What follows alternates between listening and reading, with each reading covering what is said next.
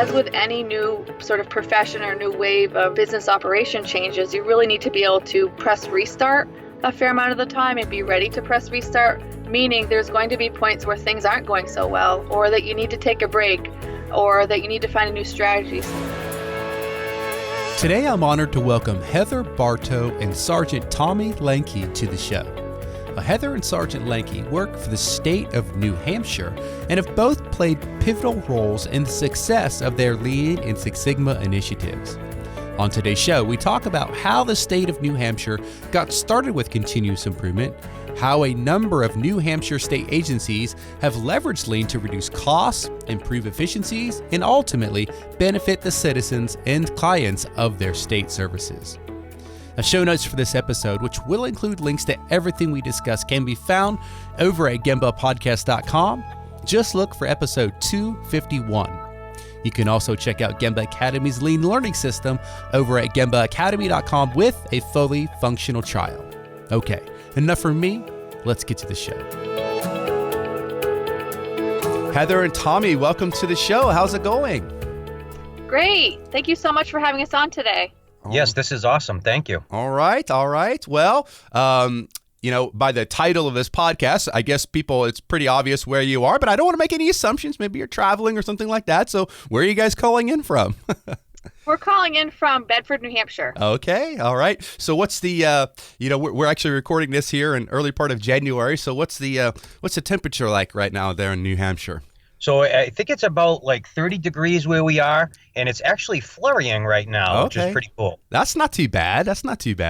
Yeah, we, my daughter and I are headed up north next week for for a little trip, and we're here in Texas, so my daughter's frantically running around trying to find a winter jacket. So yes, the ski conditions up here are excellent.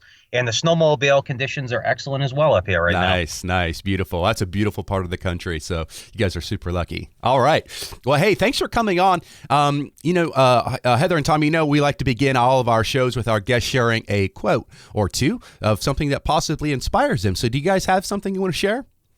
Sure. So over the last year, we've done a lot of time to reflect on all the great work that we're doing here in New Hampshire. And I think the quote for me that stands out the best is by our friend Mr. Deming, and it goes as follows. If you can't describe what you're doing as a process, then you don't know what you are doing. So for me, that really goes back to basics and our foundational work that we're doing in process improvement and Lean across the state of New Hampshire, and really trying to onboard all of our staff with Lean thinking and Lean doing. So for me, that's a quote that really stands out. Nice. And for me, I actually like the quote, Lean is a way of thinking, not a list of things to do, by Mr. Shingo. And I really like this quote. Prior to my current job, I was in the Marine Corps. And I like this quote because it's about mindset. And I'm all about, like, let's do something for a long time. Let's sustain this. And that's what I think of when I think of this quote. It's a mindset. Not just do it and be done, but let's make this part of our life. Yeah, I love it. Kind of like fish in water, right? Yes, sir. All right, good stuff. All right, well, Heather and Tommy, before we jump into to the state of New Hampshire's Lean journey here, I want to learn a little bit more about you both as individuals. So, Heather, why don't you start and just tell us a little bit about your background, and then maybe just the very beginning of your exposure to Lean, like how you first came to learn about it. Sure. So I've been with the state of New Hampshire about 18 years now, and it had various roles with Department of Health and Human Services. I worked for quite a number of years at our state hospital, at New Hampshire Hospital, as a rehabilitation therapist using recreation therapy tools and approaches. From there, I worked in public health for about 10 years, have worked in Medicaid, and sort of this has been a natural transition with process improvement as my career continues at Health and Human Services. The point that I got involved with Lean was right around 2011. I was completing a certified public manager program, and at that time we were called continuous improvement practitioners, or CIPs. And so through the program we received training on change management, sort of the Lean 101 philosophy, and from there our program built out where we eventually ended up with belts. We have a white belt, a yellow belt, a green belt, and a black belt. So for me, hearing the word change agent was a light bulb that went off in my head, as I've always been one for efficiency and innovations, and this lean journey has really just added a framework and some structure around the way that I sort of operate as a person anyway, and certainly professionally. So being able to be part of this movement really from the beginning has been pivotal for my career. As you continue on as a state employee, there's certain things that you can work on and have influence on. And I feel like that lean creates a paved road to be able to look at the things we can improve on from first line staff all the way up to administration. Mm-hmm. So I feel very fortunate to be part of these positions. My most current role in the last 2 years has been our department hired a full-time process improvement specialist position, so that was me. And I've been doing this for 2 years now, so I live and breathe lean every single day with every single person that wants to talk about change and where we're at, from projects down to mentoring and coaching. So it's every day, all day. So I like to say that I'm a lean therapist most days. Oh, that's awesome. Very good. Very good. Thank you for that. Tommy? So I have been a state trooper for coming up on 20 years. And prior to that, I spent 4 years in the Marine Corps.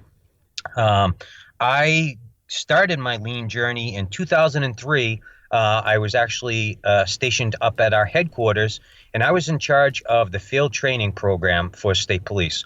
So new troopers graduating the academy, heading out to the troops to learn how to become a trooper. And I was actually the project manager for the FTO program. And basically what we looked at is we would send a trooper out to the road, and we'd have to call him or her back to do some trainings. So what we recommended from this program was, let's do all the training at the start, and once we send them out to the troop, it's more efficient. We don't have to call them back. They get everything they need, one-stop shop. So that was really my first taste of lean, and I really became intrigued. And just like Heather said, certified public supervisor, certified public manager, we got some more lean classes in that. And then I was tapped, Department of Safety, State Police wanted to build a bigger bench, and I was tapped with starting my lean belt journey, and I received my black belt in 2018. Nice, congratulations. Thank you. Very quickly, I met some fine folks like Heather, and very quickly they sucked me in and started asking me to do different things, and I became a member of the Lean Executive Committee with Heather. And so not only am I working with State Police Department of Safety employees, now because of this executive committee, we're looking at the whole state of New Hampshire. So I don't want to jump ahead, but it's pretty cool speaking to a state trooper who knows about lean. That's not always common, I don't think.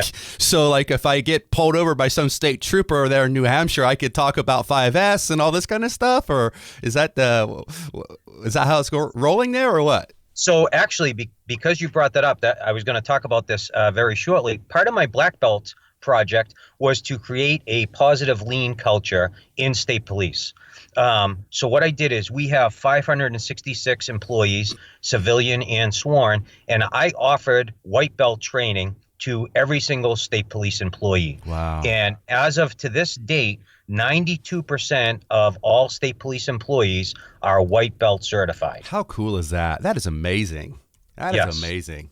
Very good. Very good. All right. Well, let's jump in, Heather and Tommy, and you both of you kind of touched a little bit about some of the early happenings there, but talk about the beginning of lean just within the state of New Hampshire. How did it get started? That's a great question. And before I jump into that answering that question, I want to tell a little bit of culture to sort of set the stage here. So at Health and Human Services, we often say that, we're really about meeting people where they're at. We're really about a community of support and lots of please and thank yous, and however we can sort of wrap around a person to support them, to get them the services and items that they need in the community. So recently, Tom and I presented at the 2018 New Hampshire Lean Summit, and we opened up our presentation, which is kind of a fun way to describe our different cultures.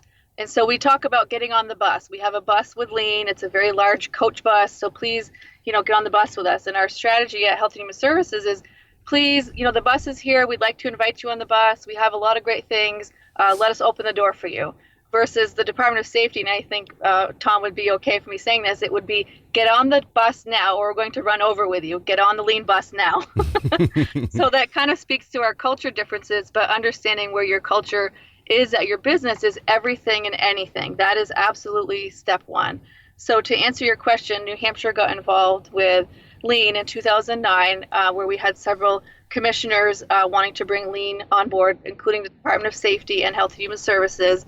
And so we brought a colleague from the state of Maine to come down and train some of our folks and get involved. So we really started 10 years ago. So it's our 10-year anniversary this year, which is outstanding. We're so proud of that. And so at Health and Human Services, we really talk about meeting people where they're at and understanding the culture components behind it. And so we have another saying at Health and Human Services saying we're on every channel. So with lean and process improvement work, we need to understand every person in the agency, from the person who is answering the phone for our Medicaid clients all the way up to our executives. So understanding people where they are and being on every channel is essential to what we're doing. So being on every channel, what does that mean? That means being everywhere and anywhere. So you were sort of on, you have an on button with lean, you need to be on at all times. And that means that we're in the training classrooms, we're meeting new supervisors, we're part of lean projects, we're part of, we call ourselves the lean help desk. So if you have a question, we're happy to help answer it. We're helping prepare students for facilitation of projects. We're helping mentoring and coaching anytime, anywhere. We're working on strategic planning. We're offering sessions for training with facilitation tips and tricks. We bring creativity to the board and really talk about how we're able to offer lean services at any part within a project here at Health and Human Services, but also that we want people to really be lean thinkers. And so our clients benefit directly from our staff being trained with lean thinking and lean doing, because their applications are coming through a little faster. Their support services are coming in a little faster and smoother. We're really trying to sort of clone lean thinkers around the department, so we have them in every program in every single area. So understanding our culture is pivotal. And when we go in to do lean projects, we don't get the door closed, we get the door open. People want to work with us. There's two of us that do this full time, John McPhee and myself. And when people say that they want help with a lean project, they know they're going to get someone that's going to respect their work with what they're doing,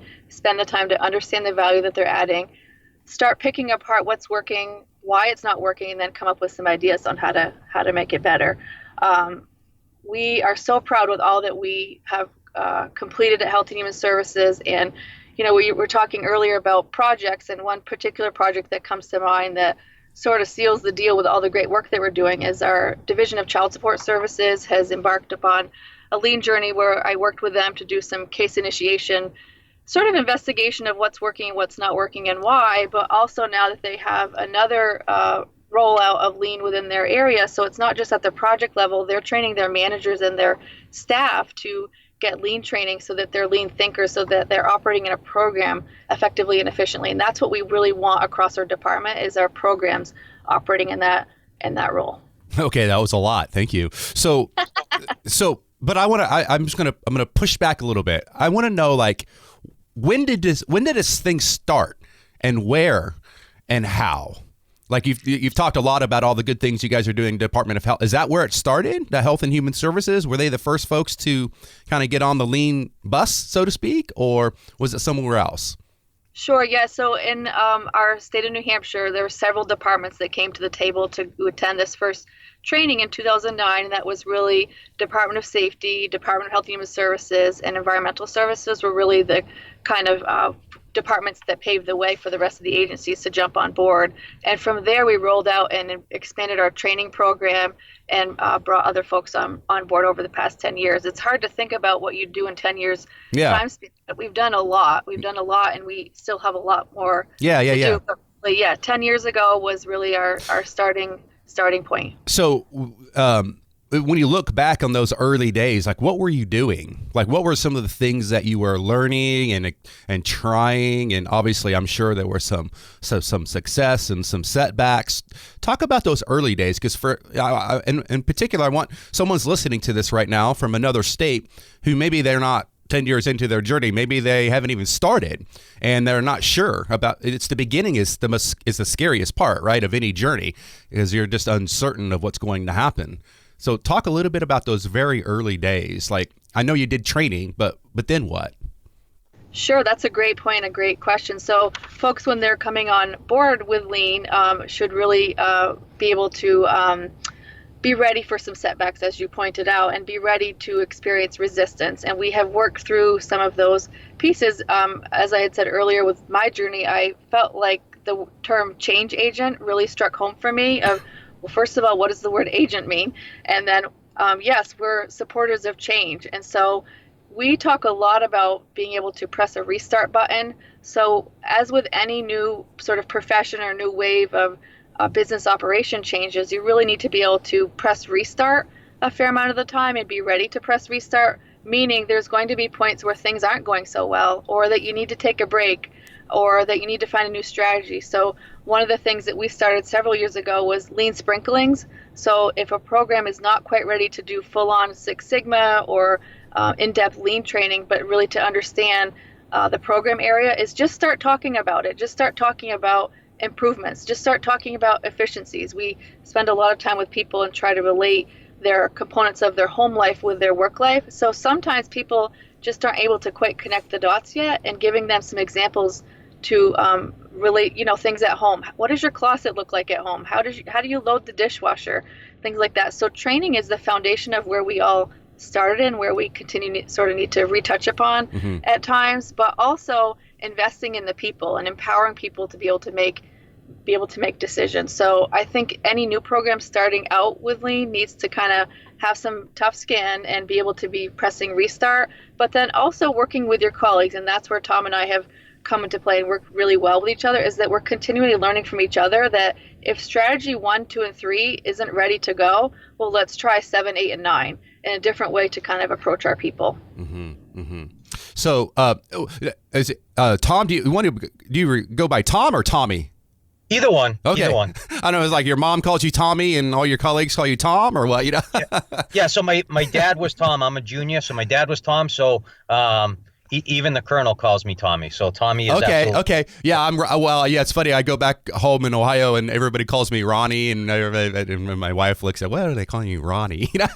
So why don't you? Kind of the same question for you, like the early, you came into this journey, a little bit later, the formal continuous improvement side than Heather. But what was it like for you when you were first kind of exposed to it? Were you like, kind of like welcoming open arms, or you were like, what is this stuff? So when we started, and it was 2009, and it was actually now the Colonel, Chris Wagner, and Miss Roberta Whittam. They're the ones who really started the lean journey for Department of Safety. And the way we do it is there's a trooper assigned and a civilian, because for Department of Safety, state police, we are a team. We are troopers and we are civilian, but together, that's how we get the mission done. So the assistant commissioner at the time wanted there to be a uniform and a civilian leading this lean journey. So in the start, they were very, very successful. When I came into it, they had completed about 40 projects, very successful. Let me stop you there. Like when you say a project, is it like a 3-day Kaizen event, or is it a big 6-month black belt project, or combination? So the way we do it is we do a 4 half-day Kaizen event. So basically 9 to 12:30, 4 days, and then 2 weeks later, we do the cell. So we always want to do the cell within the 2-week time frame. So that's the way we do it. Not that it's right, wrong, or indifferent. That's just the way that works for us. Okay. So we found that taking civilian or troopers or any staff away for many days just wasn't work effective for us. So trying to steal those people, if you will, from different places, it was an easier sell to say, look, we're only stealing them for the mornings for 4 days, and you can have them in the afternoons. Yeah. So can you give us an example, or maybe, I don't know, obviously nothing confidential, because I know you're dealing with, some sensitive areas, I'm sure, but examples of like some improvements or some problems that you were that you have been faced with and that you've been able to counter? Yes. So one of the ones that Roberta and Heather and I presented this at the UNH Lean Summit. So DMV, Department of Motor Vehicles, is part of Department of Safety. So we were returning licenses or trying to get people licenses, and we were resending envelopes and mail back and forth to people. So they did a lean event, and we were spending, and I don't have the figures in front of me, so hundreds of thousands of dollars sending these correspondence back and forth. So they did a lean event, and there was a piece of software that was about approximately $2,500 to purchase. So when folks come into the DMV now, this piece of software basically confirms that the Postal Service is delivering mail to this residence. This is actually a residence, and they confirm with the employee, basically, this is really where I live. So we have gone from hundreds of thousands of dollars back and forth to now hundreds of dollars because we're not getting this mail returned. So that was just one piece of millions of dollars that the Department of Safety has saved doing lean projects. No, everybody, I don't know. I'm sure I don't know how it is in New Hampshire, but everybody, listening to this right now is in their mind, when you think stereotypical DMV, go to get your license or whatever, you have the horrible visions of sitting in a chair for 8 hours while you wait for your number to be called. Like, what is it about that? Because it's obviously a very challenging job, right? And there's lots of things that need to happen. But what can we do, or maybe what have you guys done, perhaps, to improve that experience? That's probably one of the tougher experiences to go through as a civilian, right? Yep. So what we did is, and believe it or not, it's just customer service. So when you go into a DMV now, there is a greeter. And there are different windows, and there are different things that you do while you're at the DMV. So when you first walk into a New Hampshire DMV, you're greeted, and you're greeted professionally. And you have a conversation of why you are here, and you are assigned a certain window. So window A, example, does licenses. Window B does registration. So you're getting in the right lane. The greeter is making sure you're getting in the right lane. And we've actually done customer satisfaction cards, and our customer satisfaction, knock on wood, is really good now. And it all just comes down to customer service, listening to the customer. When that customer fills out that customer survey, we're trying to get back to them with a response within 3 days. And we're really taking what they take into account and what they say into account, and we're making those changes. Lean process improvement, just because we're doing something today and it's working, doesn't mean 2 weeks from now it's still going to work. Yeah. We're constantly looking to evolve, and we are public servants, so we want to serve the public in the best way we can. And building this culture for us, state police, having the colonel as a lean black belt, that definitely helps motivate the troopers and the civilian to really get on board. But our assistant commissioner, who is in charge of the whole Department of Safety, he is really a huge proponent, as well as the commissioner. So every Department of Safety employee knows, hey, even though I'm doing this job today and I'm just starting, like Heather said, I am a change agent. And the work that the colonel and Roberta did definitely made it easier for me to come on board. And I just worked on the marketing a little bit. Yeah. Hey, so Heather, maybe same question for you. Can you share an example of a problem that you guys faced in the Department of Health and Human Services, and how you overcame it, with whether a project or a just do it, something like that?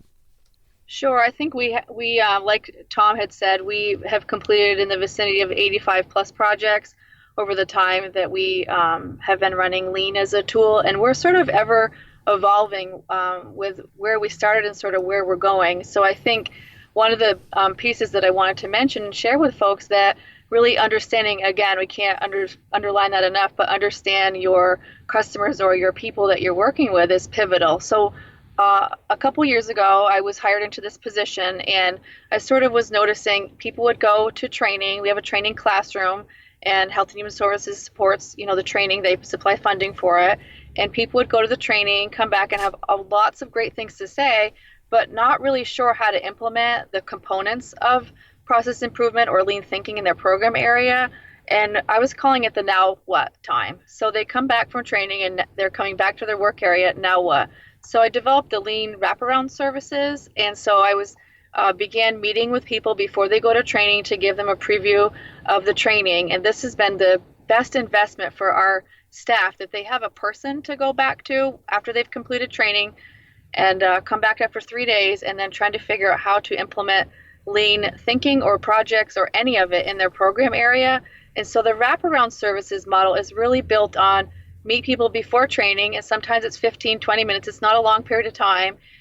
Facilitate their project or help them find a facilitator for their project in the classroom, and then meet with them afterwards to see if they may want to go on to further training, or if they want to run projects in their area, what they need help with. And so this support model has helped evolve our department even more from a cultural aspect. So when you ask the question, it's a great question about our projects. We've had so many projects that every program area in our department has been hit with some kind of lean project. And so I'll go back to the child support project that is been Fresh project, and that program area has done exactly what we want them to do, which is reach out, get a lean project with us. So this particular project was working on case initiation. So folks that are applying for child support services, along the steps of the process was applications were incomplete, errors on the applications, illegible, incorrect information. And so you're sort of dead in the water, so to speak, when an application comes in and it doesn't have everything on it that you need. And so until there's a feedback loop to the customer or within the department to say, gosh, is there another way to do this, then we don't know how we're doing. So we can pull the data, and the data speaks to it, but we don't know how we're doing this work consistently. And so what we've developed in that project was really around standardization of workflow, which we have district offices around the state, and each district office is running things a little bit differently. So step one of this is really just establish how is the process being run, and what can we pull out for some common practices to start dusting off and being a little faster at things, or getting rid of some of the waste that we have. So the child support program has done a fantastic job of building out their culture for empowering their employees to be change agents, but also the multiplying factor of this is that they're getting staff trained, and then they're changing their culture again to be efficient and innovative in the work that they're doing. So this was not really about the one project per se, it's about the build-offs from that project and the great work that they're doing. And we're in sort of the mentoring, coaching, support role because they're doing such a fantastic job. Yeah, that's really great. Hey, so Heather, I want to circle back to your, I believe you call it the wraparound program, where you're meeting with folks before and after training. Talk a little bit more about the mechanics of that. Like, what do you do? I mean, surely, a lot of times people are entering into something like going to a training class and they're uncertain. Maybe they're fearful, or maybe they're, I don't know, sometimes maybe even negative about it. Like they're not excited, right? Like, how do you overcome the varying emotions that you might encounter before someone goes to training? That's a great question, Ron. And I think my training in recreation therapy and human services field has tremendously helped sort of advance my skills along. I have facilitation training that I had to complete as part of my undergraduate program, and certainly being able to work with folks that are mentally ill when I worked at the hospital. All of those pieces were the foundation of, I already had the facilitation skills of working with people, but understanding where they're coming from is everything. So again, at Health and Human Services, we're sort of in a support role for our colleagues, and we really want to understand where they're at and where they're coming from. So to start the wraparound services, the first role of it was really just sending an email out to our training department, asking them who is enrolled from Health and Human Services for your training coming up next month. So the list would come back, and then I would send an electronic notification to folks and just ask them how are they doing, introduce themselves, let them know that they're heading to this 3-day great adventure in the training program, and that we have a lot of other ways they were doing lean programming beyond the yellow belt that's offered through our Bureau of Education and Training. And so I think that opened up the door for communication. From there, I started scheduling sort of open office hours and would set up blocks of time for people to drop in a conference room and to come in and ask their questions. We're going into lean.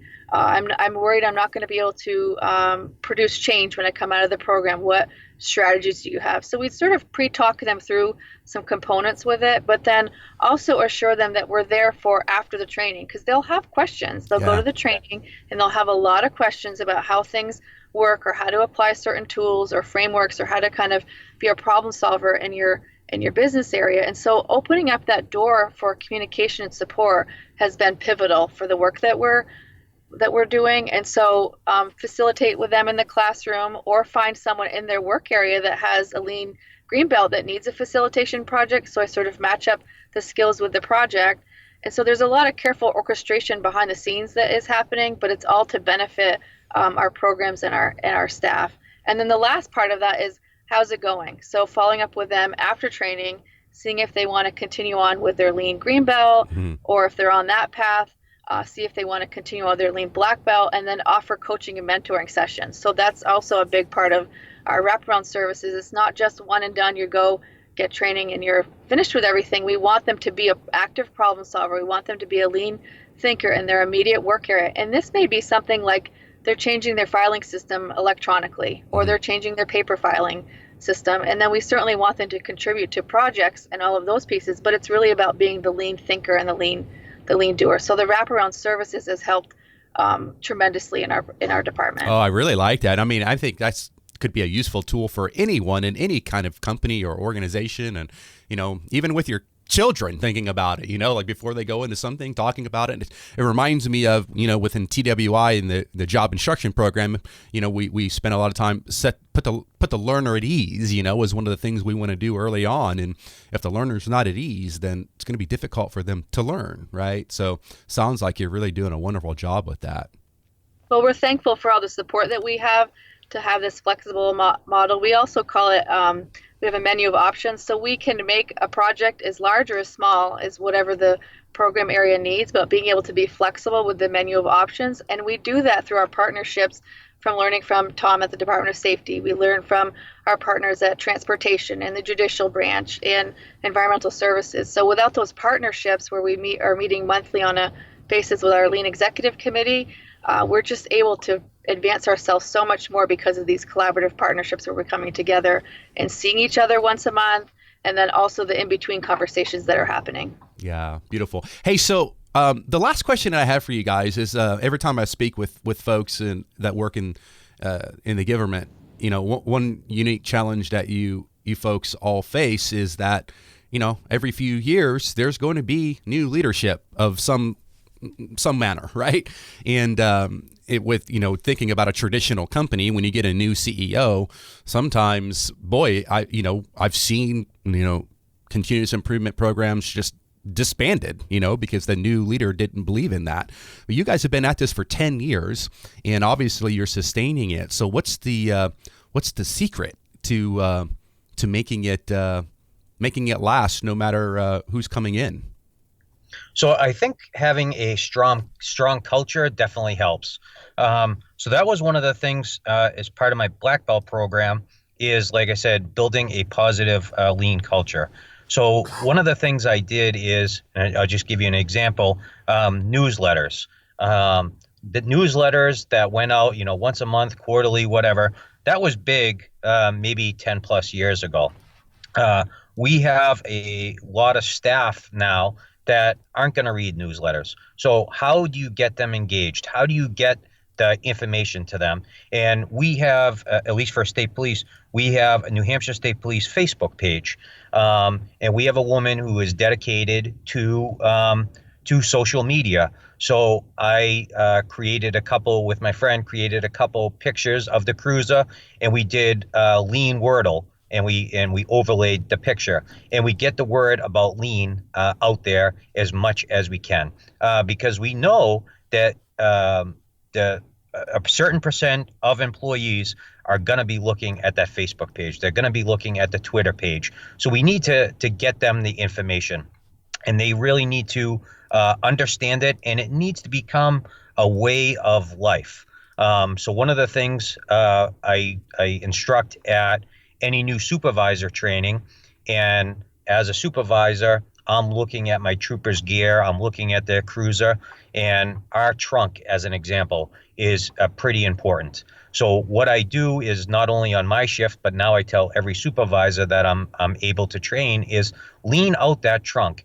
In an emergency, God forbid there's an active shooter. Can your trooper, can you get to the gear that you need efficiently and effectively so you can go in and do what you need to do for the job to make everyone safe? Same thing for us. Right now it's snowing out as we're looking outside.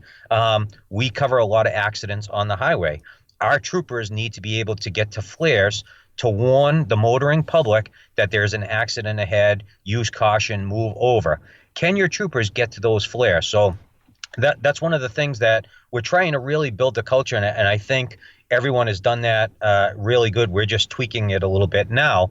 But if you have a strong culture and everyone believes in it, and you keep the data and you show we have saved hundreds of thousands of dollars, we have saved man hours.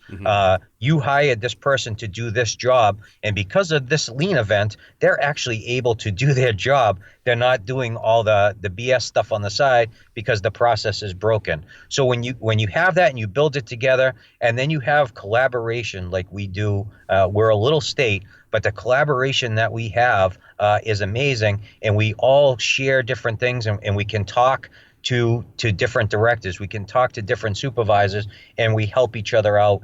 That's what I think we have going for us in New Hampshire. We do deal with businesses as well in New Hampshire, but that collaboration I think is huge. When you form a team and you have the nucleus like we do, that's very hard to break, even if you have new leadership coming in. It's hard to say no to that when you show how successful we've been. Mm-hmm. Mm-hmm. Wonderful, wonderful. Yeah. So build the culture, and I guess it can withstand changes in leadership, right? Oh, yes. Beautiful. All right. Well, hey guys, thank you so much for coming on and spending some time to share your journey. If folks want to learn more about your work, what's the best way? Do you guys have like a website, or how's that working? Sure, that's a great question. Thanks, Ron. So folks can reach out to me directly through email. So it's heather.barto, and that's B as in boy, ARTO, at dhhs.nh.gov.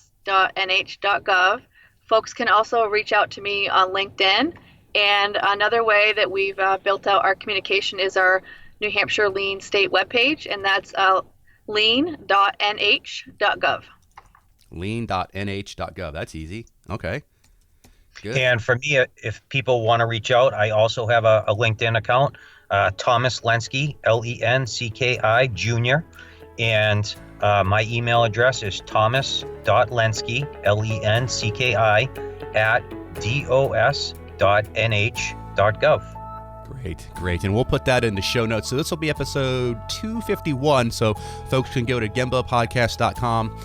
Go to episode 251, and we'll link everything that Heather and Tommy just said in case you didn't write that down. So yeah, well, thank you again, Heather and Tommy, for taking time, and thank you for your service to our country and to your great state there, New Hampshire. And hopefully the snow doesn't get too crazy today for you, Tommy. But if it does, I guess you'll have great snowmobiling experience, right? Yes, and great skiing weather. And thank you for this opportunity. This is awesome. And I wanted to thank Heather for teaming up with me and being my partner in crime in Lean as well. Thank you, Ron. All right. You guys take care. Take care. Bye-bye. Thanks for listening to the Gemba Academy podcast. Now, we invite you to take a no-strings-attached, fully functional test drive of GembaAcademy.com. Gain immediate access to more than 1,000 Lean and Six Sigma learning resources, all free of charge, at GembaAcademy.com.